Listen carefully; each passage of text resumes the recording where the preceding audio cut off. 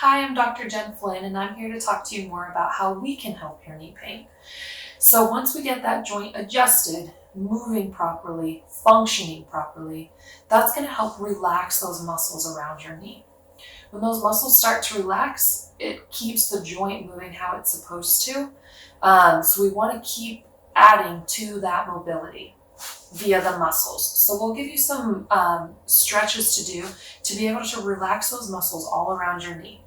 We'll show you stretches on how to stretch your quads, your glutes, your hamstrings, your calves, things like that, and how you can do that at home. It doesn't have to be something that you do in the office every time. So that will be homework after we get that adjustment. But again, the most important thing is to get that joint moving properly and then letting the muscles continue to move that properly. While you're in the office, if there's any sort of inflammation or swelling, we can do strapping of the knee.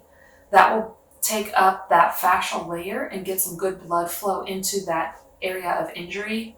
Even if it's a micro trauma injury, an overuse, that's another name for overuse injury, and help pump that inflammation out of there.